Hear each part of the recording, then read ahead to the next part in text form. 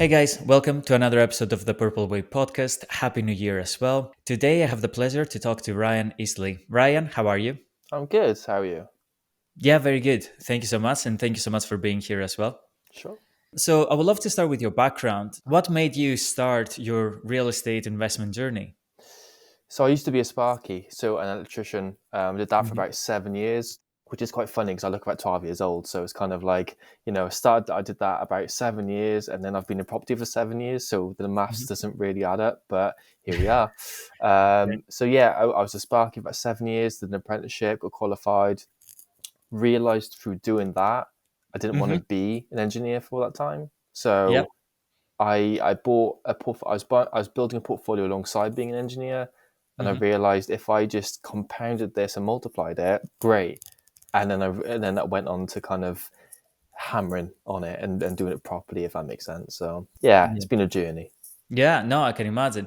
You know, on your journey, right? Like, was it a specific dissatisfaction from being an electrician that you were like, nah, Good word. like maybe I deserve something better or I want something better? What was that emotion, do you reckon, if any, right, to start your company? That's a great question. Yeah, I never thought of it that way, but I think having such a bad experience as an apprentice Hmm. led me to not wanting to work well with managers. I don't deal well with kind of having a boss and that kind of Okay. stuff. I love working together. I don't Okay. like people being on top of other people, which Okay. is obviously the difference between a manager and a leader, right? I love leaders.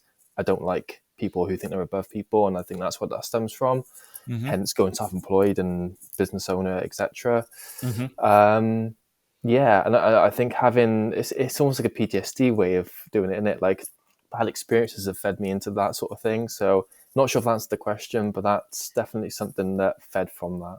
Yeah, no, of course. I think it, like, probably it was like a series of events, right? And you slow and steady realize that, like, I don't want I to have someone above me to tell me what to do, Yes. and as you say, like, there is a difference between leadership and management, right? Like, Hmm. being a manager. So on top of being like an electrician, you Yes. started building a portfolio of companies as well, right?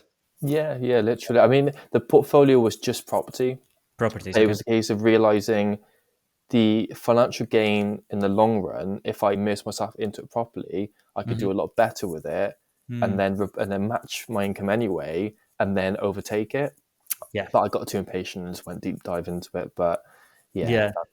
yeah, No, that's an interesting one as well because, like, I think I recently had that same thought of, like, the quote of or something similar. If you're gonna do something, do it 100%. You know, yes. and I think that's what you're also talking about. Like, you were like, no, screw that. I'm gonna go full in. Hmm. 100%. I think it's also I realized for a bit of context on it when I was building the portfolio, I realized I was just focused on the money. I Okay. was just focused on money in, money out, and it was Hmm. very much a case of making that work. Hmm. I realized through I went on education programs to kind of get educated, and the more I was learning, the more I realized I didn't know, and Hmm. therefore the conclusion to this whole point is the more time I spent around people who were doing well, the more time I realized that I had to go full time to really make it work. Otherwise, a lot of people who reach out to me nowadays after Hmm. years of doing this were like, "We've done this alongside the job. We've dabbled into it, but they don't know how to do it because, as with any skill, you Hmm. have to spend time learning it to make the mistakes, which I've made loads, to Yeah. then learn from them to do it better on the back end, if that makes sense. Interesting. Yeah, no, it does make 100%, and I think we're gonna cover that later on because it's interesting. Yeah, and kind of pick that kind of topic, between, like, doing half-assing it, half-assing something, and then going full in, right? But I would like to also kind of start with the macro perspective, right? Because I think, as you said, you did educational courses. So I think, like, there's a lot of knowledge on the maybe the hard skills of how to get into property. Like, there's endless YouTube videos. But what I would love to focus on is, like, kind of the soft skills. What type of person does it take to Mm, push through that? And I think that's, for me, maybe more important, right, than the hard skills. yes. So if you were to take me back in your first few years, right? What would you say were the most important soft skills that you had to learn to begin with? Being stubbornly naive. Okay. Okay. And Yeah. I think that in my opinion, and I may be wrong in saying this, but just in my opinion, I think every entrepreneur is extremely naive at the start, but then they're too stubborn over time, and then they realize over time what works. And I genuinely think that I've always been someone who wants to work with people, Hmm. always been someone who kind of wants to build a team and kind of work in that environment. I love people. I love kind of, saying that you've got skills, because I know for a fact there's things I'm bad at and good at. This is one Yeah. thing over time that spells out, and same for everyone else. And and not managing things, everything has been a bit of a learning curve for me. Hmm. But just obviously going obviously back in time there, like working with people, kind of just communication is huge. Yeah. I think for me, respect is a huge one, and genuinely just I think my first couple of years in property went so bad just because I was around the wrong people a lot, trusted Hmm. naively. I was almost being sold everyone else. They were selling themselves to us, yeah, yeah, yeah, you can do that, yeah, yeah, yeah, take your word for it. And then you realize 3 months later, it's like, actions speak louder than words, and go from there. But again, you see the trends. Yeah, yeah, yeah, yeah. No, for sure, of course. And I think, as you say, like, being naive in the beginning, and I would like you to explain that as well. But like in the beginning, Mm. of course, they're kind of like you don't know where you're going, so you're kind of like maybe trusting everyone, right? Yes. But then as you progress, you're like, okay, as you say, actions speak louder than words. So you kind Mhm. of start seeing the actions of people, and you're like, there's something wrong here.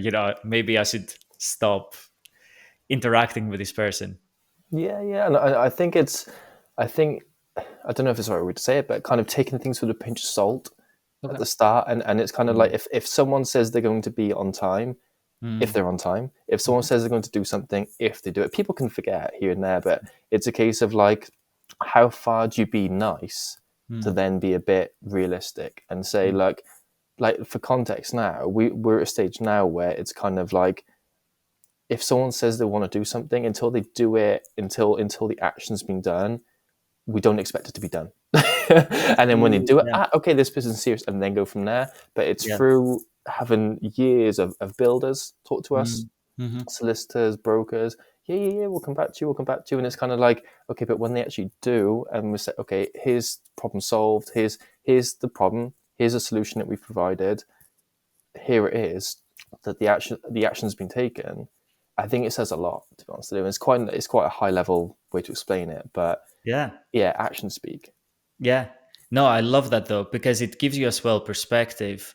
And like I think, and this is what I mean mean like, with the soft skills, right? That Yeah, this skill you have taken from your business, right? But then it can be applied to everything in life. Like, yeah, whatever people say, like, either it is like, I don't know, friendships, like relationships, like, anything, right? Take it with a grain of salt, because as you said, like, take it with a pinch of salt. Um, and see their actions. And if yeah. you don't see the action, then okay, yeah, Yeah, no, no, that's it's so beautiful. true. It's so true, and it for me it comes down to respect, because Mhm. people, being that I work in sales technically, like you can kind of see people talk and then people do, and it's kind of like whether it's friendships, whether it's all that kind of stuff.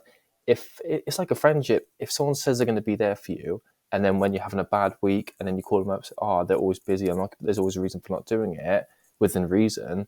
You know that it correlates the same thing. They said they were going to be there, they weren't. If a builder said he's going to do the electrics last week and then isn't, or Yeah. is making every excuse under the sun, it's respect at the end of the day, and it's kind of, you see the trends of people, and I think it's why I've got a small circle nowadays, whether that's Mm, friends, family, work. Like, I used to work with everyone for this mm. exact reason, and now I've got three build teams that are tight knit. I've got the power team we work with, and even my friends group is very, very small for the exact same reason, because I know Yeah. them inside out. And yeah, Yeah. yeah. No, that's interesting. And then when you said in the beginning about naive, right? When you say about naive, is it that you were naive and now you have learned, or did you mean like curious and therefore you are always curious? I think both. I was curious and easy to manipulate because to me, Mm. I was always so eager to get the goal that anyone would tell me they can help me, and I was like, oh, rip your hand off. You know, I'd be Yeah, like, oh, like you say, here's a pot of cash. Okay, great. Obviously not a pot of cash, but same metaphor for the yeah. situation, isn't it? And I think my first mentorship was like this, where I went with a quite big company, Hmm. and it was a case of, oh yeah, we can do that, and then you could. Mm. My biggest issue with the first company was a case of saying, they'll tell you how to do it, not they'll tell you what to do, not how to do it. And it's kind of like, here's the goal. Okay, do it, but I don't know how to get there. And it's always the same thing. Yeah, And it was naively believing over time, eventually it will come out to the exit I want.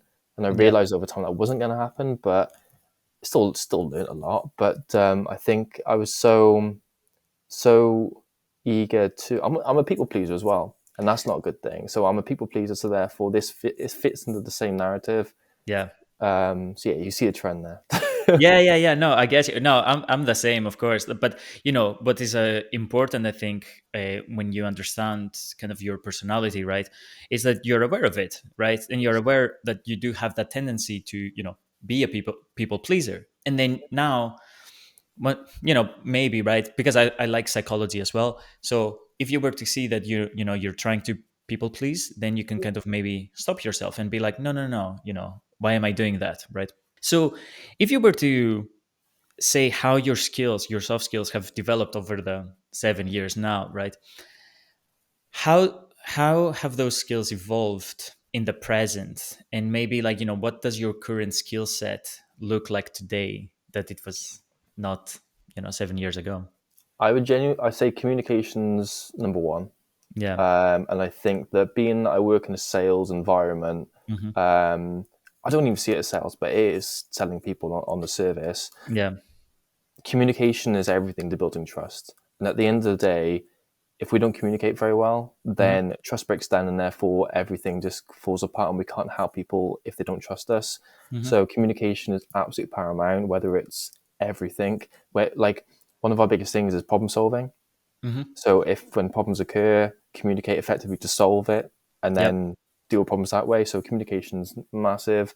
I would say the element of teamwork and realizing that everyone has different strengths and then realizing what people can't do. Like one of my builders, he's a technophobe. He'll never he uses WhatsApp for like sending little texts here and there, but he does phone calls. So it's little things like that where you just work with people alongside them. He's Mm. brilliant at what he does. Mm. It's just he won't do Zoom calls and all this kind of stuff. He just doesn't know all that kind of stuff. He's like, so same principle.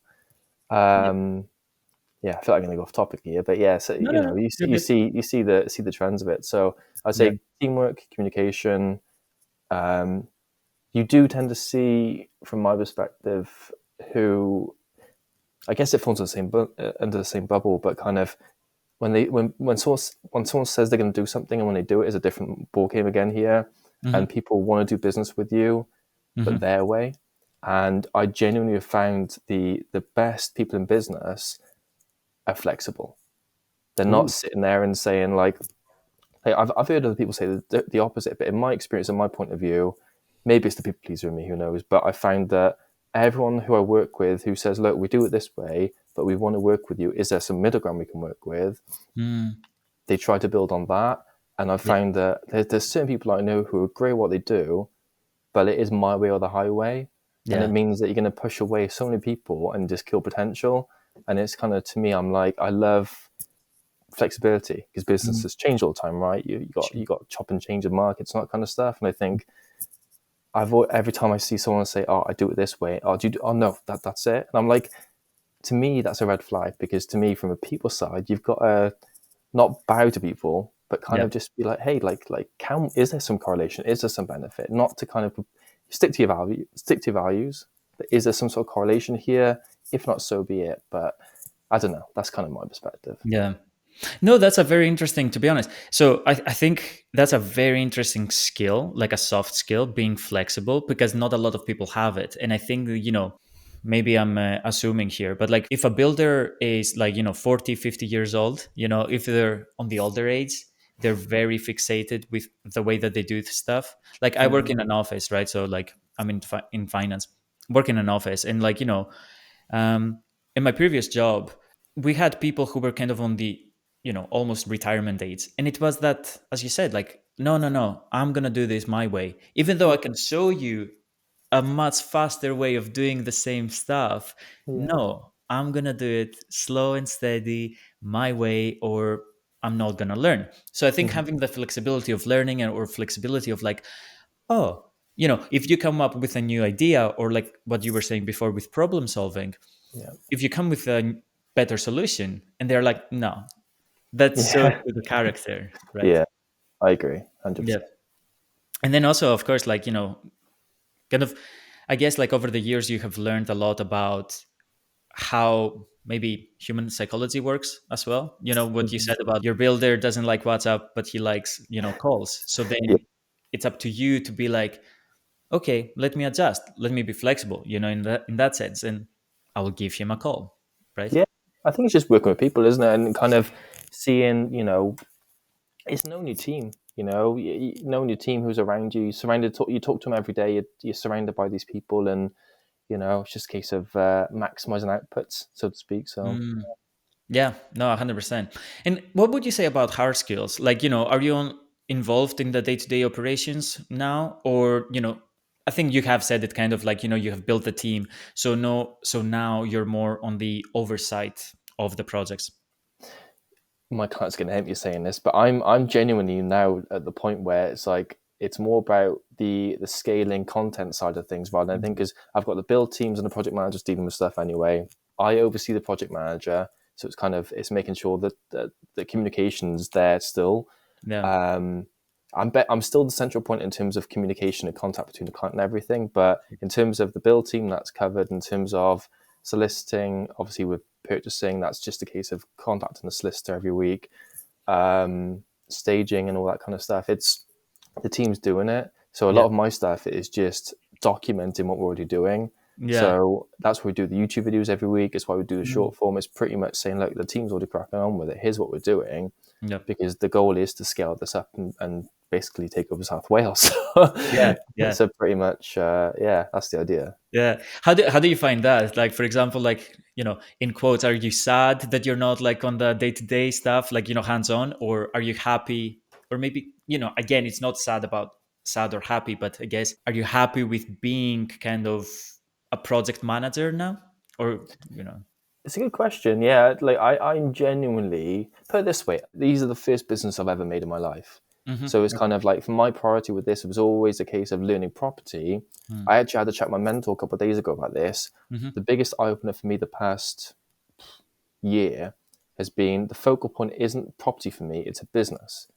I So see. everything about this is a case of saying, okay, I want to learn about the actual business, employees, and all that. Like we're obviously employing now and everything, but learning to do it better Mhm. and now having all that kind of stuff. Mhm. It's almost transition where before I started it to get into property, then it grew the property side because you're buying a portfolio, you're helping people, but property is just an investment vehicle, and Mm. it's still a business at the end of the day, so it should be treated as so. So yeah, it's kind of just finding what the actual situation is, so to speak. Yeah. Yeah. So Interesting. I would like to focus also on, like, you said mentor, like, you spoke to your mentor a couple of days ago, right? yes.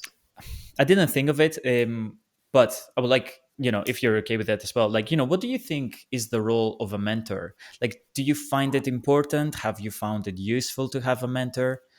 And then how do you go about finding a mentor? Great question. I would be lost without my mentors. I would be Mm. absolutely nowhere. And to be honest with you, having the right mentor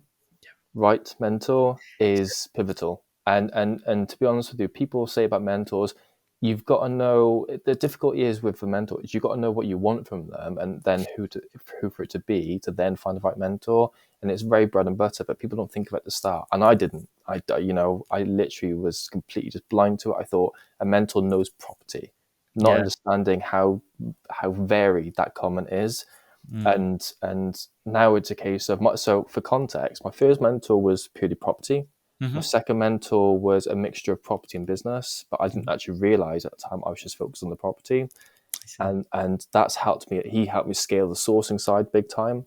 Hmm. My current mentor is side property, but mainly about the business. And I went to London to meet him last Friday, and it was literally a case of sitting down and saying, look, you're growing a business that just by coincidence is about property. How can you build that up? And it's kind of like, then it's a case, and just to go into your question, it's a case of saying, okay, this person, I want to build a business. Mhm. They literally build their businesses while traveling, and they do that kind of stuff.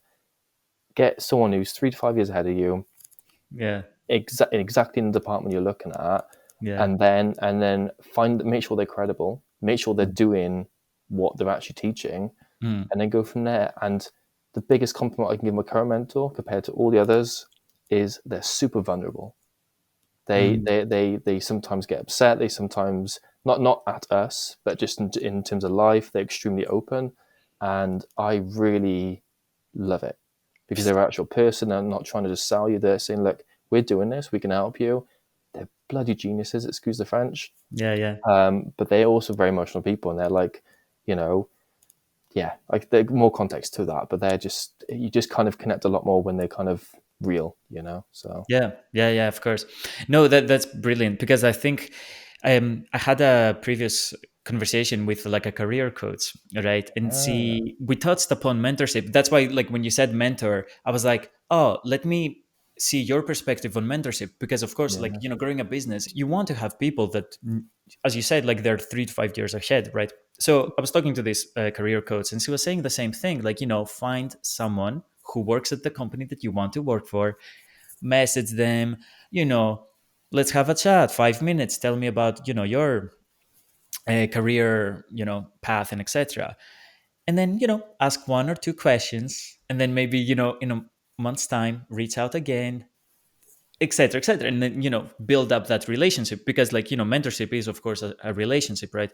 And I yes, think it's also, I would like to get your opinion on this. I'm just thinking about this right now. Okay, so go it's for it. if you think about it, a mentor will work with you only if they see that you take action. Going back to action, right? Oh, great point. Yeah. So if you were not working, they Hmm. wouldn't be with you, but they see that you hustle, or like you're eager to learn. So that's Yeah. why they work for you. And I think like this is maybe for other people, the audience, but it's like, if you don't put the effort or the work, right? Why would a mentor be with you, talk to you, or but yeah, I don't know if you. I think it's absolutely brilliant the point you made there, and I think to be honest with you, basically I met the mentor called Jackie about 6 months ago. Mhm. I was recommended her to connect with her via someone who I know who's doing really well doing what I'm doing. So they Mhm. had recommendation. It was more of a referral in that sense. Sure. So they had credibility there already. Then I reached out and she said, look, we're not going to jump into this. We've got to make sure that what we're actually doing is a good fit and all this. But he didn't phrase it that way. It was more just kind of, hey, get to know each other and all this kind of stuff. I Yeah. went to Italy. I spent a week with them. I chilled with them. I kind of got to know the ins and outs. The Mm. conclusions of that is they could see the way I approach things. They could see that I'm eager as hell to just get things going. I'm a very impatient person. And basically, they see the hunger for it, the drive with them. So it's like, okay, we can help this person. Yeah. We can get them from A to B. Let's Mm. do it. And it was they actually came to me for it, which is Mm. a big surprise. But I think it really that's one of the proudest things for me is the fact that I'm just doing what I normally do anyway. They said, look, we can see what you're doing. Yeah. We can see how much of a mess it is because it was. Like, let's help you. And I Yeah. could see that what they could do, and it was a good match. So it goes Yeah. back to the original question of making sure they're a good fit, and Mm. then making sure you're actually wanting to learn from them. Because Mhm. if think about it, like if a mentor is 3 to 5 years ahead, if Yeah. you're sat there making, I don't know, 10 grand, and then Yeah. you want to make 50 grand, and they're making 50 grand. If they're making 50 grand a month, why would they spend time on you if you're not driven to get there? That's the whole point of the mentor existing, right? So it's Yeah. kind of like I think it's a great question. Yeah. Yeah. Yeah. Yeah. It gives you perspective. Like I think I would have to I would have to think about it. Kind of like process it as well. But it does make sense that um, and this is for other people, right? Like you can find a mentor, but you have to show them that you're putting already the effort. Yeah. And they're expensive. Yeah. And they're expensive. I've never had a cheap mentor, and Yeah. for context, like, you are spending a lot on mentorship, Hmm. and I think that's a good thing, because when people pay attention. Yeah. And it's kind of like, so long as it's not like, for context, for anyone watching this, if you're spending 30 grand on a mentorship, you have to make sure it's right. I know companies that do this. Yeah. Don't jump into some of that straight away. I know people who have done this and they've regretted it. Mm.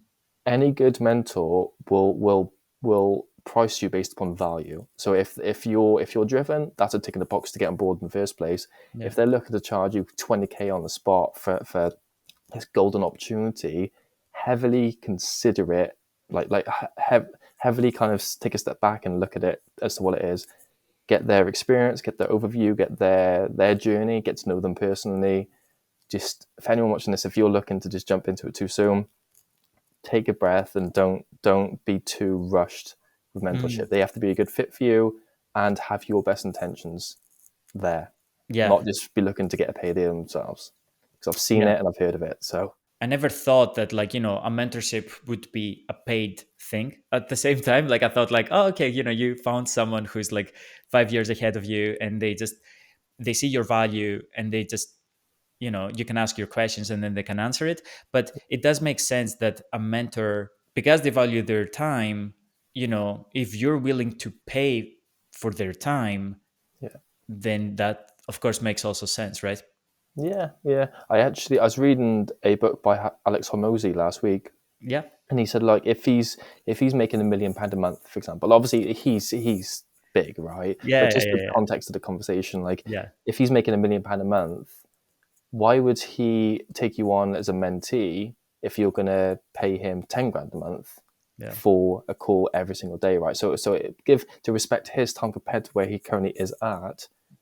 I've never heard of a mentorship that's not been paid, but it's Mm. just about correlating it to make sure someone's not jumping into it and actually just paying for what it's actually worth, if that makes Mm. sense. So I see. yeah, and I think that if you're looking to get someone like Alex Hormozy on as a mentor, you have to be in a position where you're already making, a Of million course. pound a year, for example. So it's an interesting conversation. Yeah. Yeah. Yeah. I think, yeah, we could go, I think, a little bit more, but like, it's okay. But I know Alex Hermosi, like, I have seen him, and I love his videos. Like, he's a very, of course, smart guy. And like, Yes. yeah, having someone like that as a mentor, wow, like it would be crazy. But yeah, fair enough. Um, I feel the excitement. I love it. I know. But like, also maybe the last one that I would like to even focus a little bit is that, you can't, if you're here, you can't find a mentor who's here. You kind of have to find someone over here, right? And then as you progress, another mentor, step by Yeah. step by step. You can't, as you said before, like, if you're making 10 grand, someone who makes 1 million is probably not going to be for you Yes. yet. But if you're at 100,000, maybe. I think spawn, and it comes down to Yeah. levels. You just did that. Then it's levels, isn't it? Yeah. And it comes down to, like, my second mentor. He wouldn't have actually onboarded me if I Mm, was completely new. And we had a conversation at the start saying the only reason he was going to help me, and he helped me a lot. The mm, only reason he helped me was because I was already in a position where I'd done it for 18 months already. I'd made my first year was complete shambles. But okay. because I'd been through all that and worked with bad people, making those mistakes and basically losing out a lot, Yeah. now I've been like, okay, now I actually have some sort of system, and he helped me scale that system. Whereas if I came to him blind, I would have been sat there saying, "What a buy to let," and he'd be like, and it just would have been a waste of time, So it makes sense. Yeah, makes sense. So I would like to change into, I know you provide a service, like an end-to-end service, where you find investors and you bring them on board, and kind of, then you invest their money, right? So how does that kind of conversation look like? And that is a good question. So for context, I'm going to make this as less sales pitchy as possible. Sure. No, go for it. Basically, there's three ways to work with us, and Sure. I'll keep it simple in the sense of the first option is people build a portfolio through us where we help them with every stage. We live in South Wales. I literally live in my investment area. So people come up to us, pot of cash there, and they say that I want to build a portfolio. We help them with finding the property, getting the criteria, making a 5-year plan with them, and saying, look, how can we get you from where you are now in 5 years' time to have a portfolio that's cash flowing with equity that's going to help your kids, help your grandparents, and help you work less hours and just reduce your stress, right? Yeah. So have a long-term goal and build it that way. That's the portfolio building side. The angel side we work with is just a fixed loan, where people who don't want the risk of owning the actual asset, because there's all, as an investment, as you know yourself, there's risk Mhm. associated. Yep. So we say, okay, I thought last year, this is something that Jack has really helped with a lot, saying, okay, how can we help people in a less risky way who have Mm. less capital but actually don't want the headache of actually owning the asset, the complications. So we Yeah. do fixed loans with them to say, look, money in, money out plus interest. That's the safest way. We have a joint venture option as well, but it's a whole different malarkey where people put money in and we do all the work. So yeah, three different ways to work with us, Yeah. and yeah, that's a long answer. Yeah. Yeah. Yeah. Yeah. And then, okay, so then a conversation comes to you, says, well, I guess maybe you have answered the question, but like, what does an investor want to hear from you most of the time? Like, is it that they want to make sure that you're a trustworthy person? If you were to be in their shoes, what do you Mm, think they want to hear from you? Or like, the elephant in the room. I look 12 yeah. years old. I genuinely have never had a new client come on board and not mention my age every single time, because I look about I think about early 20s. I've just turned 30 Oh, years old, so it's kind of okay. like when I say to him, like, I've been in property doing this for a while. We have the whole team, blah blah, blah, talking from like a professional sense. It's Yeah. like, great. So how old are you? Is there always the follow up question every time? Uh, And it's yeah. kind of just, it's normal. Like, it's expected. It's just a case of saying, look, we've got these projects. We do what we do.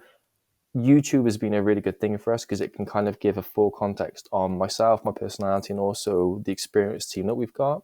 Hmm. And one of the best things that I've kind of that as a business we've done is saying before and after projects. So I Hmm. can say, look, if you want to see what we've done, here's a 30-minute video on before projects, after projects. I could spend half an hour talking, but people like to actually see what we've done, and it's Yeah. kind of like, that's literally, this is what we do. Yeah. If you want to get involved, let us know. Pretty Yeah. much.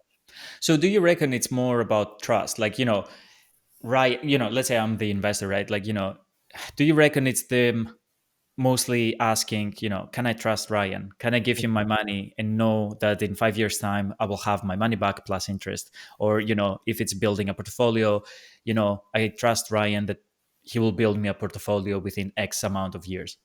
Spot on. Honestly, Yeah. it all comes down to trust, and I think what you pointed out before about communication and all this, all the values and everything, it Yeah. all feeds into the same thing. Trust, communication, it all falls in the same bracket. Trust is up here. That's your level 10.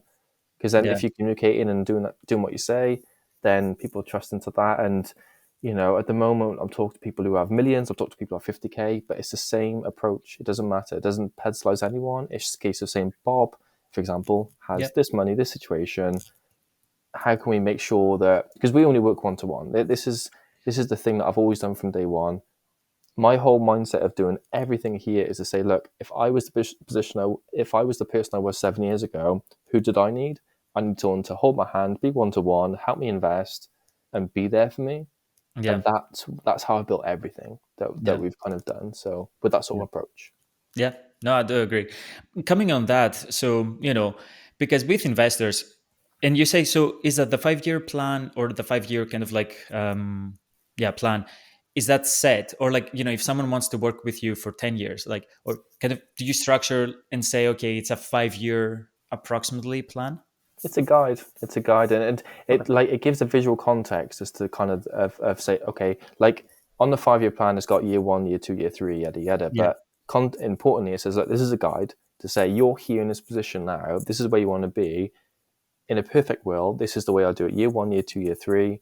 There's going to be time differences. Like, I can Sure. guarantee you a property, there's going to be a problem with every project. There's going to be time issues, refurbs go over, lenders from refinances, all these variables that you can't control. Mm. A lot of property is taking things with a pinch of salt and saying, so long as you're roughly on track, you know where you're trying to get to. Yeah. That's the purpose. So it's kind of like a rough guide, short Yeah. answer. No, I guess you. So, and you have also mentioned in a few of your LinkedIn posts, right, about like long-term relationships, right? As of course, as you just said, right, it is a long-term um, project. So, what are some key lessons you have learned on building long-term business relationships? I read it in a book recently. Just being on time, Hmm. being doing what you're going to say. Like if you said you're going to, like if you can't be around, say if you can be there, try to be as responsive as possible. Yeah. The biggest thing is when problems happen, present them in a way that's positive, Hmm. and refurbs are a massive one and the most obvious one, but there's also refinances, there's letting agents. We had one project this week even that we completed on a refurb. We're getting a refund that's sorted for now, but the tenant that's come in there, in theory the refurb completes everything, but there's a few damp issues that the tenant has got issues with. So it's just saying, look, we're not trying to have short-term gains with this client. We're trying to, from a selfish point of view, we're trying to say, look, let's build this, so let's resolve it, build it from there. I think it's just kind of actually just being there for the person and not saying, Mm. okay, we've got your service, goodbye. We got your service now. How can we keep helping you, keep building? And it's rectifying the damp issues and then getting the tenant happy and then, going from there really. So I don't know if that answers that question, but that's kind of, Yeah. So I guess like also it's like, maybe building long-term business relationships with the client. So do you have any clients that you have had, or investors? Do you want to call them clients, or do you want to call them investors? I don't know, whatever. great question. I have no idea. I genuinely mix between the two of them. Yeah, sure. No, no, no. It's I the like same thing. clients as professional, but they literally are investors. So I don't actually know. No, that's right. So like, for example, like, if you, let's say it's, you ask an investor to give you a testimonial, right? Yes. What do you think they would say? And you have worked with them for 5 years, right? Or think of a long-term investor that you have had. What would he say, or they say, on the testimonial? Like, yeah, you should work with Ryan because A, B, C, D. Well, the best way I can answer that is based upon what the actual reviews we have is, and the common trend I got is communicates well. Mm-hmm. I do get a lot of compliments in terms of responding. Mm-hmm. Um, that's good. I think again the people pleaser in me is just kind of like if someone's coming up to me with help, I want to respond to them. Yeah. Ironically, my mentor literally says, "Don't be such a people pleaser," but that's one of my hardest ones. So Mm. it's a good and bad thing, right? Boundaries I'm bad at, really bad at, but then also I want to help them. In Yeah. terms of reviews, communications paramount. Um, just I guess just being a friendly person. Like, this isn't like a big sales thing. It's more just a case of saying, look, we're doing this. We can help you. Same principle. Yeah. And yeah, I Yeah. don't know what else to add apart from that. Just be No, there that's for right. Yeah, yeah, of course. It could be them. just that. Yeah, yeah, yeah. No, for sure. And that's enough. Like, it's the simple things that are the most difficult things to do, right? Like, Yes. being there, that I all, think it's just caring, honestly, just caring for yeah, them and correct. just kind of just saying, I'm not trying to like, get some short term gain out of this. Is like I actually like care about this. So yeah, Yeah. give No, a that's damn. interesting. And So if we're moving to the topic of like leadership and managing people, right? And kind of you said in the beginning as well, like, there's a difference between leadership and management, or managers. yes. Um, what lessons have you learned throughout your, kind of journey on leadership, managing people, and also hiring the right people? hmm I'd say in terms of the leadership is a great thing. I've read a lot of Simon Zinek, or however you say his Yeah, name, yeah, yeah, yeah. and I can never say his surname correct, but he makes some great points about it's about kind of being there for people as a helping hand and not ordering around all day, not just being some sort of like trying to beat people up. Hmm. It's saying it comes back to people's strengths. Like if someone's got a strength over here, someone's got a different strength, it's saying how can you help that person do the most relevant job in the organization for the business and that person do the same but in a different department and Mm. help them help the business rather than saying do this or else. And it's kind of just I watched a video last week about this and it's kind of the same principle. If you've got if you've got like Margaret up here Mhm. and you're trying to make her do an admin job, but she's awful at it. Not saying, oh, you just get rid. No, it's a case of saying that woman has strengths. Everyone's got pros and cons. So long as they've got an attitude where they actually want to work with you and actually work together, there's certain things people can do. It's just finding them. And Mm. it's kind of just saying, how can I almost help you help the business and build it that way? And then they're going to thrive and they'll enjoy it more. They'll actually want to work with you and actually build more rapport that way. Yeah. And I think just yeah, trying to be a bit nicer with it and just not and I think Gary Vee says a lot, just you work for them. How can you help them help you almost? Vice Yeah. versa, Yeah. so It's so funny. We I think we we watch and we listen to the same exact people. Alex Ramosi, Gary Vee, It's so Simon true Sinek. though. But It's but so cool. the thing is, they're positive people who are Yeah, experienced, and it's yeah, kind of, yes, there's a sales element and social media and all this, but the trends you see have positive outcomes, and I yeah, think that it just kind of for me the trend is helping people and actually giving a damn. yeah. And it's kind of and yes, you have your incentives of building a business, but Mhm. that's not going to happen unless you actually work with people correctly. So I think the trend, Yeah, no, 100%. And is there something that you have found the most challenging when when you manage and lead people? being impatient, yes, because Yeah. I think my big fault is I expected, and probably in some ways still do, but deny Mhm. it, people to be the same as me. And being that I'm very responsive and being all this kind of stuff, like I'm like the people I get along best with are people who respond quickly and we do the same sort of thing. Yeah. And I've had to take away the pinch of salt before, where people read a message on WhatsApp and reply in like 12 hours. I'm sitting there thinking, dude, like, are you ignoring me? And it's kind of like one of those things where it's like, because I'm a people pleaser and I would respond straight away, Yeah. it's like I've got to get rid of this notion where not everyone has the same values as me. They're not bad people. They're still doing a good thing, Yeah. but they're not the same. So it's Yes. kind of like, get your ego out of the way, Yeah. pretty much. Yeah. So Oh my God. It's so funny. Like you have no idea how like I think the same thing. Like with it's so ridiculous. Honestly, you can like there's so many like personal things that I'm going through right now, but and it's the exact same thoughts. It's so funny. But yeah. you got a bit red, mate. I know, and it's like, oh my God, look. I It's a found a very deja vu. It's similar like a person. mirror on the screen. Yeah, no, honestly, fair enough. Yeah, so going back, like I think the expectations and like the challenge of who you are, and then you would have to adjust to the person that you manage and the person you lead. Yeah. But it goes maybe back to flexibility, right? That you need to be flexible, and you have Mm. us your personality, and it's like then stopping yourself, becoming aware and stopping yourself that, oh, okay, the other person is not me. They don't, as you say, have the same values. So you know let me have patience. Yeah, yeah, and I think for me, it's like when I'm having a bad day and Mhm. everything's going wrong, and then this person is also not or doing X, Y, and Z that goes against my values, then it's the worst thing in the world because I'm making a false assumption there on top of already being in a bad mood. Mhm. Whereas if I'm in, if I've been for a run and if I'm chill, like even if things go wrong, but I can mentally cope with it a lot better, Yeah. I can then your conscience kicks in. You're like, wait, stop being a dick, basically, and then Yeah. actually be like, okay, just calm down a little bit and go from there. I Yeah. think one of the biggest, not even traits, but one of the biggest lessons that I've learned is just composure. Mhm. Um, whether it's from new clients or whether it's from problems, everything is a case of like I was watching a reel from someone a while back who's I've never met him, but it seems like a good lad on socials, and he said, look, when things go wrong, expect it. Expect things Mhm. to go wrong, whether that's people doing what they're going to say, whether it's a roof leaking or something. Yeah. Expect it. Take a breath. Prioritize. Not easy, not always easy, but take a breath. Say, what's the solution?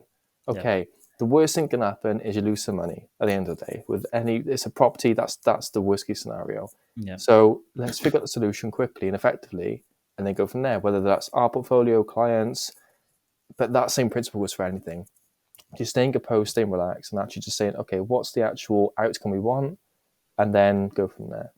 Yeah. So No, 100%. What are some qualities that you value on other people, and maybe on the people that you work with? for me, the first word is respect, but I feel like respect is a broad word, Yeah. broad term.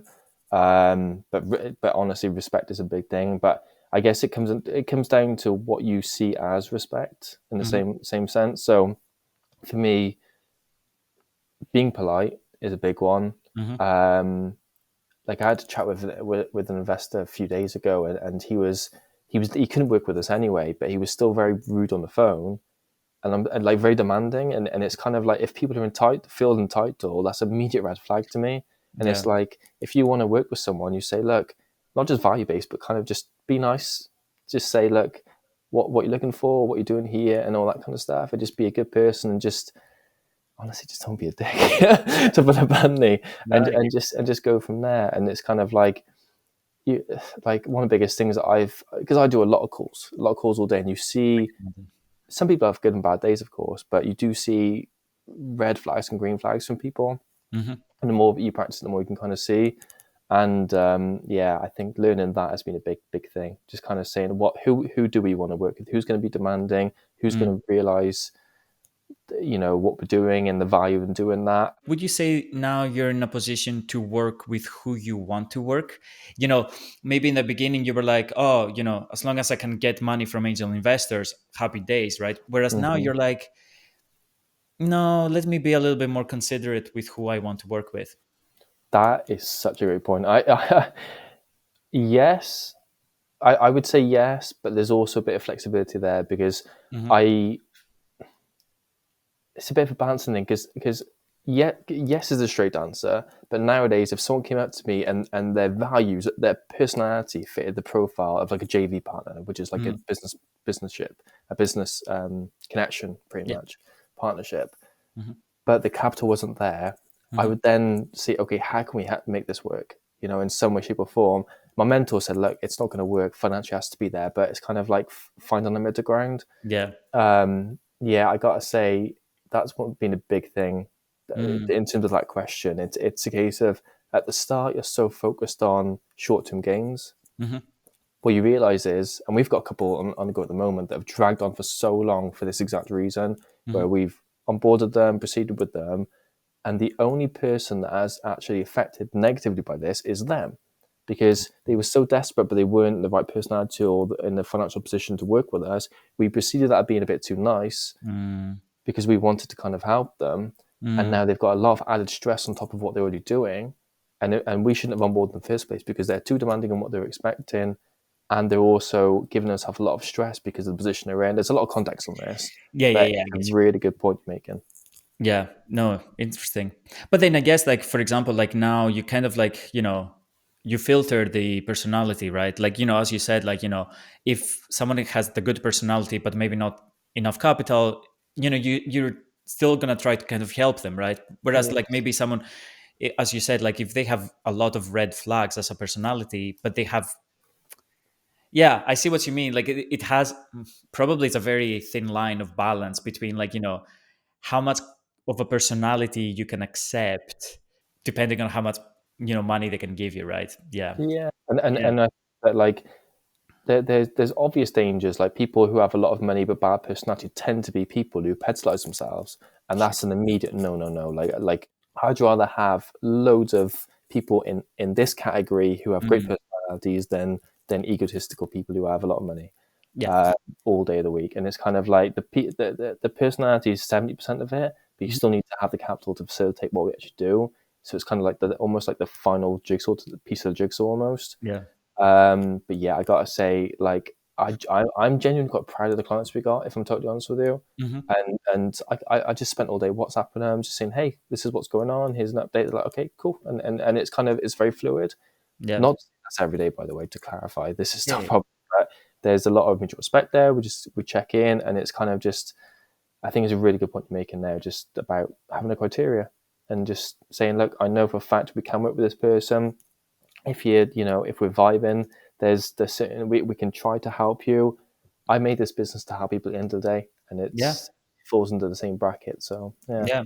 No, and it's beautiful because you said it before, like, in the beginning, maybe you were focused more a little bit on the money side, whereas now you understand that no, like it's the more I can help people, the more those people will help me. And therefore it's a win-win situation. You create a spot win-win on. situation. Yeah.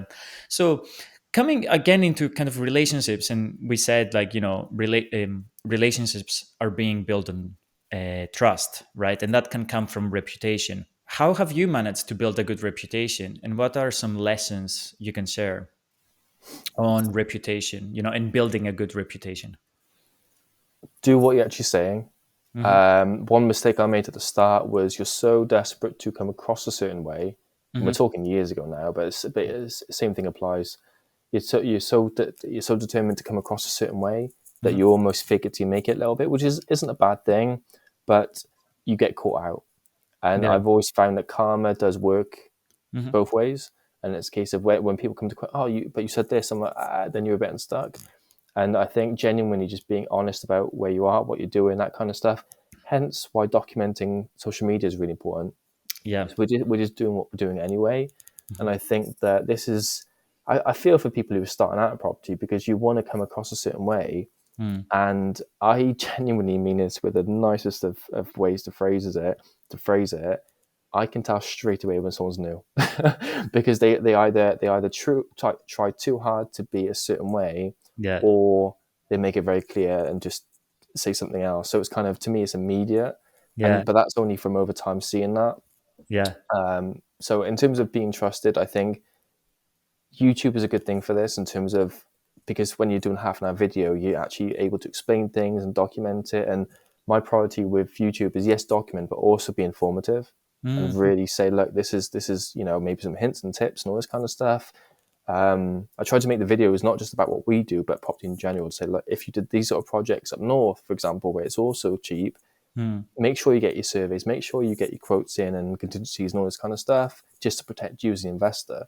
So Yeah. it's kind of just, yeah, it's just trying to be as helpful and informative as possible. But you're always going to get hate. I get a lot of stuff on social media, and it's expected. There's a lot of keyboard warriors, so it's normal. Yeah. Yeah. Yeah, I get your point. Like, and it's quite sad, to be honest, because like, you want to do your best. I read that this one recently. It's like, out of like 100%, right? So 10% of the people will always hate you. 10% of the people will love you regardless, and Mm. then 80% will just be neutral towards you. So regardless, you will always have 10% of the people that watch you, follow you, just hate you for no reason, Yeah. just themselves, like, yeah, just their personality or whatever. But yeah, Social media, very. okay. It's Yeah. normal, though. It's normal. Tell me about it. No, fair enough. No, I do want to bring someone as well for social media and see, kind of like from the psychology perspective, but that's a completely different, conversation. Yeah. I would like to focus also, like, we only have a couple more questions. I only have a couple more questions. Like, I would love to also focus on the micro perspective, kind of like hands-on. So if you could go back, right, in time and start all over again, what advice would you give to your younger self?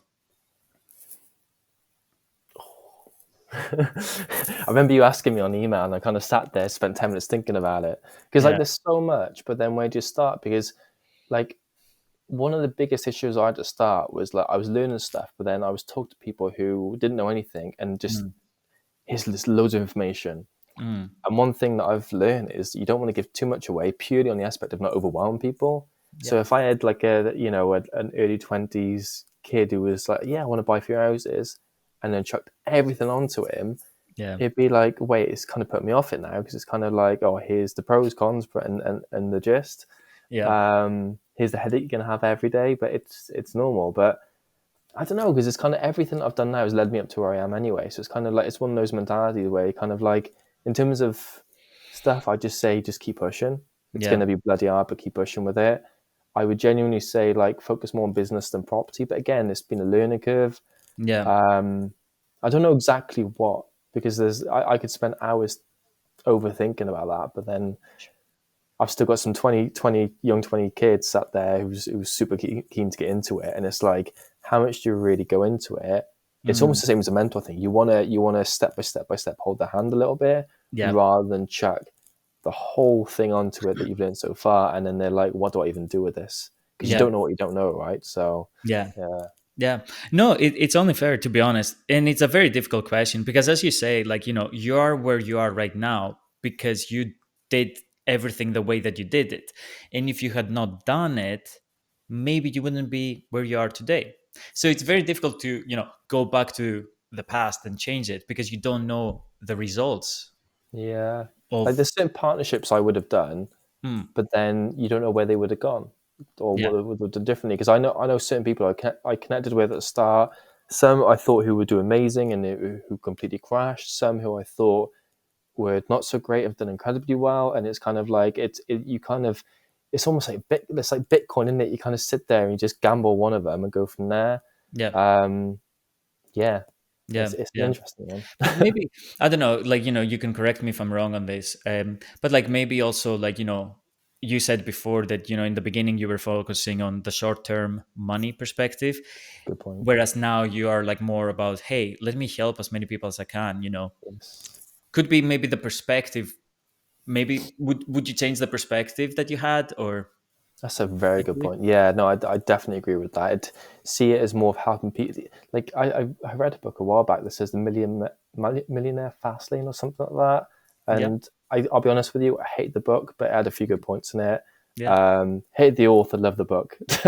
But the point of that is like you're saying, if you have a mindset where you're helping 1,000 people, inevitably, if you're making 1,000 people money, you're going to have some sort of business profit on the back end of it. So Mm-hmm. don't focus on the short-term gains out of insecurity. Mm-hmm. Focus on actually building a business and actually long-term relationships. It's scary as hell because you don't know anything about anything. I was going to swear at them, but anything about anything. Yeah. But yeah, just have a value-based mentality. It's like Alex Mm, Mosey. Everything yeah. is provide as much value as possible, and it's almost like a karma. It'll come Yeah. to you anyway. So Yeah. No, I love what you said, value based mentality. I think that's a very good kind of even term. So let's say, like, what you said before, like, there are many 20-year-old kids out there that they want to start their, real estate journey. What advice would you give to someone who's starting right now? Like, let's say, for example, if you could be a mentor to the yeah. 20-year-old, kid, right? Mm. Comes to you, says, "Hi, Ryan, I have no experience. Can you help me?" I would say like what's your goal with it? Exact same as a sourcing client or same as any client to the situation. If you want to get into property full time, then I would outline what that actually means because it's not about the property, it's about the business. If you want to do what you're doing alongside building property, like build a portfolio, different conversation. So if you're working in IT, for example, and then you want to build a portfolio alongside that, different conversation. Then like F it, I'm young, I got some money, I want to be mentored, I want to build a business. Then it's a case of saying, okay, well then we got to structure this, we got to have calls every week, and it's a completely different conversation. So yeah, it's almost going from a source and client then to an actual mentorship sort of thing. Mm-hmm. Um, yeah, very different approach to the exit they want, pretty much. Yeah, it's interesting. I will tell you kind of personally what's going on, like a personal story. So basically, right now, me and my friend, um, we have said, kind of like we had a conversation to buy our first property together, right? But it would be to live in it. Hmm. And I was like, okay, let's see. So we spoke to a mortgage advisor this past weekend. He said, yeah, guys, like, you can, take a mortgage up to £380,000. We live in Edinburgh, so it's like expensive. I was Like, going to say I bet, South Wales is like 4 times. yeah, I know, like probably in Wales, you can buy a very good house with that money. And then okay, we said, the mortgage advisor said, okay, next step is a solicitor. Find a solicitor, you know, and then start looking for flats. Going back to the mentor, right? That you're the mentor. Would you start from like the values, like, as you said, your goals? Would you start from what's your goal, and then yes, go to a mortgage advisor, go to a solicitor, find a property, da da da da. So is this from your side? Is this for you to buy as an investment, or just your own home, or that? A buy to live in. Okay, so I mean, to me, that's quite simple. Where you just kind of get a solicitor who's good, reputable, and actually and not too expensive, to put it Yeah, simply. In terms of the mental stuff, everything is where are you now? Where are you trying to get to? Work backwards. Everything, like, it's one of the best things I've ever heard. If you've got a plan, work yeah, backwards. Like, you're not like, to move forward, you have to know where you're going. So therefore, write it down. If some 20-year-old kid came up to me and said, "Look, I want to get into property, I don't know how to. I've got a bit of money to capital, but naturally 20-year-olds are not going to have that much. But it's just a yeah, case of how can I start this? It's mm, a case of saying no pressure, because yeah, obviously, it's the first call, for example, but like, what do you actually want out of this? I'm not telling you to like tell me the whole like 10-year plan here, but like, do you actually know what you want out of it? Because mm, I can tell you now, when I started property, I had no idea. All I saw, literally, this is the naive side going into it, was I had one buy to let that I started building a portfolio with, had a bit of income. I thought, why not 10 times it? That was the only thinking. Why not 10 times it, replace my income, match it, quit my job, and then scale up. That was the only logic to it. which still does make sense. Yeah. But after that, like there was no logic, no plan, because I didn't know what I didn't know. Yeah. So I sit down with them, and with a portfolio building client, it's easy because financial goals is easy to work backwards. It's a set Yeah. number. You say, okay, every year I do X. Whereas if you're doing a mentor, there's a lot more depth into that. And Mm. it's a case of what's your knowledge already? What do you want to learn? Do you want to learn BR? Do you want to learn buy to let? Do you want to learn? There's different strategies. Mm. So there's a lot more complexity. So that would Yeah. be very personable. So yeah, that's my rant. No, no, that's interesting. Yeah, like, it can be as simple as you want it or as complex as you want it. But like having the goal and then, as you say, reverse engineer it, right? 5 years plan, go down is probably the best kind of way to go about it. And then once you have your goal, I think that's when it becomes simple to find the right people and Yeah. take it from there. Spot on, Yeah. honestly, and I think that like I think even from a portfolio building, 5 years makes sense. From a mentoring, everything I've done has been 1 year, so it's like Mm. almost like planning 5 years ahead is too much for that because it's not just financial; it's also situational. And when you're 25, you're different to when you are 20 and 30, etc. So it's almost saying what do you want in life, not just a portfolio, etc. So it's kind of saying, do you want, I'm sure you're a free spirited 20-year-old, but like, do you want a family between 25, 30? And it kind of feeds into the same thing, right? So Yeah. there's a lot of different variables. Yeah, yeah, yeah, yeah. When you said about family, my first conversation was with a financial advisor, and he was like, the advice that he had for like young people is like, start investing, start saving up your money, build an emergency fund, budget, and put into your pension, right? Mhm. Because and I wish I had that kind of advice when I was 20, because by now probably I would have a good amount of deposit or money invested where I could go and buy my first property, whereas now I need to kind of work a little bit more and save up and then have the money for the deposit, right? um Well, I yeah. think it's good though. I think what you're doing here is like it's the same as any podcast, right? And the fact that you got so much like different areas of thoughts and opinions is going to help you guys a lot, isn't it? And you've almost get everything you need from just talking to people, right? So, and even if you want to have a chat after this about bits, I'm more than happy to have a chat anyway, just to go from there. It's not a problem. Yeah, no, 100%. I do agree with you. I think like so far I have done 8 episodes.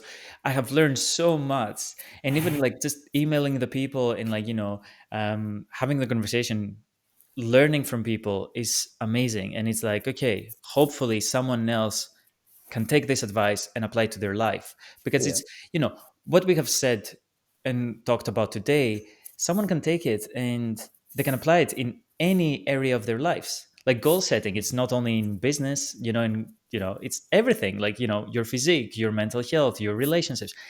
That's why I said, like, I try to focus on soft skills, because like how to go about buying your first property. There are thousands of there are thousands of videos, articles, whatever. yes. But Hmm. what's unique is what makes you successful as a person. What are your values that make Ryan successful? And I think that's the unique point where you can't find anywhere else. So yeah. Who's the boxing coach for? Is it Eddie Hearn, the boxing coach? Uh-huh. I watched a video of him randomly. Don't know why, Yeah. but the other week, and he made a really good point. I don't really watch much of his stuff, but Yeah. he made a really good point that the reason he's in the position he's in now was because when he was in his 20s and 30s, etc., his habits fed into his everyday. Obviously, Mm, habits of what you do every day, and the fact yeah. that he wasn't feeling good, he went to the gym. When he was having a bad day, he rectified it, and then he did something every day Yeah. that was like 1% a day, Yeah. and the compounding effect of that. And I'll tell you what, like I love working out. I'm a bookworm. I absolutely love reading. So that ties in nicely anyway of what I do. The Yeah. fact that I'm reading all these Alex Hormozy books and all, Yeah. I've got a bookshelf down there full of stuff, Yeah. and I absolutely love it. And Yeah. it's kind of like your habits really help you along the way, Hmm. because even if you're having a bad day, you go for a run, clear your head, read a book, and you've got a new mindset for tomorrow. So long as you've done something and learn at least something in that day, it's going to help you in the long run. So 100%. yeah, Yeah. No, yeah, I totally agree. I'm the same. Like, there's like this books over here, Oh but then yeah, also like yeah. I have a bookcase, like, and it's like probably you're the same. Like I just buy books, and eventually I will read them. But I buy books. I love buying books. Like Yeah, it's my same man. favorite thing. Yeah. For sure. But just a couple more questions. Like, what would you say are some common mistakes that you see people make when it comes to real estate, right? Investing, and how would you say people can avoid them? The biggest one is people are too impatient with it. Property is get rich slow. Always will be, Mm, always has been, or yeah. always has been, always will be. And it's people expect. I said earlier about people. I can tell when people are new to it because Mm, they expect X, Y, and Z. If someone yeah. comes up to me saying like I want to do like a HMO and make £1,000 off this one project, I'm like, have you ever done one? No. Yeah. And it's kind of sitting here thinking like I could do a commercial conversion tomorrow, but I know that it's going to go completely wrong because I've never done one. Like we've done, I've done the commercial to residential, but I've never done the scale for the example now, and it's kind of sitting here thinking, the amount of headache and stress on top end, it's just not worth it, and it's kind of just people expect short term wins, short term results Mm, off it. It doesn't happen that way. Everything takes longer than expected. yeah. Everything, whether it's refurbs, purchases, everything, as long as you're patient with it, it's really like I know a lot of wealthy people from property just from talk to people and Yeah. connecting and whatnot, and every single one has been doing it for a minimum of about 7 years. I've been doing it for 7 years, but I haven't been doing the companies for 7 years. I've been investing myself, Yeah. so it's kind of like I'm behind, well behind in that sense. But these Yeah. people I'm talking to who have done it for like nearly a decade, they're really doing well because they've done it for 10 years, which is a hell of a long time. Yeah. So that's the impatience is a big thing that I see. Yeah. Yeah, yeah, yeah. And I think it's also like, because I'm 28, I'm 1996, right? So born in 1996. Um, I think what I see personally is that, a lot of young people, even our age, right? And younger people are so impatient. Like they just, because they see on social media, right? Maybe with cryptocurrency or something like that, right? They say like, oh my God, like, someone made 1 million pounds or like, 1 million US dollars overnight because they bought like a meme coin. And it's like, and then people are like, oh, okay, like let me make $1 million overnight, by buying a meme coin. And it's like, no, like it Yeah, doesn't work like that. And I think this another one. I had the financial advisor because for me it's like I have gone through that cycle, right? So it's like, no, it's slow and steady wins the race. And I yeah, think, and I gotta say, like to me, it's more gambling. If you're doing short term wins, you are gambling your money. yeah, It's like I'd heard of like it was at GameStop or something. There was a stock that about a year ago like blossomed or whatever, like went big, right? But what they don't say is the amount of people who lost money on that. Or yeah, maybe they did, but the point is like they'd always have the one guru doing a reel about it making millions. yeah, But what about everyone else who, in a different context, lost a lot? yeah, But that doesn't sell quite well, does it? So it's kind of like, it's kind of like it's the whole social media thing of like, you know, there's if you, it's a big gamble, and the amount right, people can lose on it is ridiculous. So it's kind of just I'm genuinely in the mindset of low risk, high scale. That's the way I'm doing business. Is the way I work with people. Buy to let is literally one of the lowest risks where you can do property. yeah, And if you do that on mass scale, you're diversifying your risk doing that way, right? It's the yeah, same approach. I wouldn't do it for myself. Therefore, I wouldn't do it for someone else or work yeah, with someone else to do it. So yeah, I think it's a great point. yeah. And would you say like, what would you say is the best way for people to avoid mistakes? Would you say is it through education, finding a mentor, or would it be just being patient and meticulous on how they go about things? Definitely not the last one. Okay. Definitely not. Like Yeah, don't people who sit on the fence too much, never analyze, don't end up doing anything. My mm, biggest positives are the fact that I've genuinely, in my opinion, the fact that I've spent 18 years, 18 months yeah, just messing it all up. Literally, like it wasn't it wasn't anything extreme, but it was. I've pretty much made a lot of mistakes, and it's kind of through sitting here I can say, look, I know straight away to avoid this, do this, and that sort of thing. I'm still 30 years old. There's still going to be a hell of a lot of stuff, but yeah, I would say don't overthink stuff to talk yourself out of it. hmm, Like if we ever do any project with a client, it's a case of saying, okay, what's the most risk? What's the most conservative approach to this? Does it make sense? Okay, let's do it. Like so long as it makes sense from a conservative point of view. Don't sit around and overanalyze and talk yourself out of things. I'd say at least 40% of people who come up to me who are just first time callers coming in, the reason they haven't done anything is because they've talked themselves out of it from fear, Yeah. from overanalyzing it about the potential of what if it goes wrong, Yeah. not looking at the positives. The people who have done really well with us have said, look, I'm aware, I'm fully aware of the risk. They've analyzed the risk, assessed it, Mm. and then said, look, we're gonna crack on with this, knowing that there's potential risk there, because as with any investment there is, and still, we're gonna hold their hand, Yeah. minimize the risk, and then build it that way. But they're not so afraid of it, So I don't know if I answered the It question or does. not, but 100%. yeah, And I think it's a very good point as well that you brought up with risk.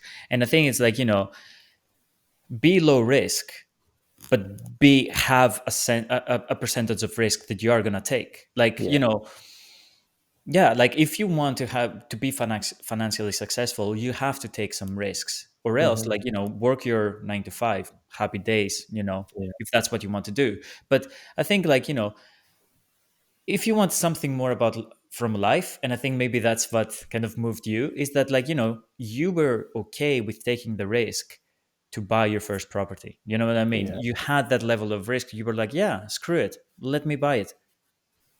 If I lose money, I lose money. If I make money, happy days. It's the same reason I quit the job. Yeah. It's when I was an engineer a long time ago. I had a safe job. My parents, right? They're gonna hate me for saying this. They literally tried to talk me out of it 10 million times. And I had a safe job. I just bought this place, Yeah. and I was kind of. I had early 20s. I had a home. I had the job. I had vehicles. Like I was building really well. Yeah. And then one day I'm like, oh, I want to try something else. Like, what? They literally got one of their mates to try to meet me, to try to talk me out of it. That's how Yeah. much they were like, whoa, risk adverse, like, don't do it. Yeah. My mindset, I thought, I'm qualified, right? Yeah. I can always go back to it. I've got that security there. I've got a piece of paper saying I can always go back to it. Yeah. Why not I try something that's actually got a higher potential to get something else? And I didn't expect to have, so much happen, go wrong and go right over time, but Yeah. to grow from it. But like, yeah, same principle. You got to take a risk and go for it. Otherwise, you're just going to be sat in the same place your whole life. Yeah. 100%, I agree. Yeah. Yeah. Yeah. So what does this year hold for you? What are your plans and goals for your business?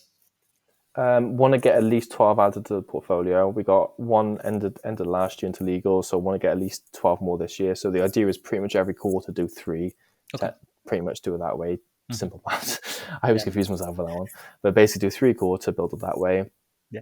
I want to explore another JV client. I've got a client in who's traveling around China, and I want to kind of see if he's interested in that. But it's more in Hmm. the background. The sourcing, which is the portfolio building, I want to Yep. kind of get at least two more employees on board with that. Hmm. Because we do a lot of social media, and now it's a case of kind of we've got leads come in with the deals, connect them together, and just have more of a system there. Hmm. But the priority is definitely our portfolio. Like Yeah. it's practice what you preach, kind of do what you're saying you're doing, and scaling that big time. Because we've already got the team doing it. It's just a case of doing our role alongside it. We've already done that for a while, but yeah, I want to do it a lot more aggressively. So Yeah. Yeah. And where can people also find you? Like, I think it's very exciting. So where can people find you? so we're on LinkedIn, Facebook, Instagram, TikTok, and YouTube. Oh, wow. I Okay. avoided X because I'm literally like not my cup of tea, Yeah. or Twitter, but literally. So you got Ryan Easley on YouTube, you've got Ryan Easley Property on Instagram, Ryan Easley on Facebook. Basically, just my name on social media, Perfect. just to not bore everyone. Yeah. Yeah. No, 100%. um, but yeah, Yeah, and I will put all the links down on the description below. And last question for you, okay? So because, like, eh, what I want with this kind of, like, podcast as well is, like, the the question I like to answer is that, like, how can we live a fulfilling and balanced life, right? So what would be your take on living a fulfilled and balanced life? I would say what is fulfilled and balanced to you, and I mean that generically now. Like Yeah. one thing that I've noticed over time is my missus, for example. She's very much in the sense of see her family a lot, Yep. work out, look after yourself, see a lot of friends. I prioritize my work way too much over things. It's a bad obsession, but I'm very much like that. And I Yeah. love my switch off is reading. So my Yeah. priority is switch off and then go back to work. Whereas so to answer the question straight, it's more of a case of saying, what what do you want to do in your life? What's your Yeah. preference? And build from there. Yeah. I have a very addictive personality, so that feeds into what I do. Yeah. But I know a lot of other people who love freedom. They almost love the 9 to 5 life, where they want Yeah. to on the weekends go out drinking, come back. I hate hangovers, so I'm losing a whole day, but it's their choice. Yeah.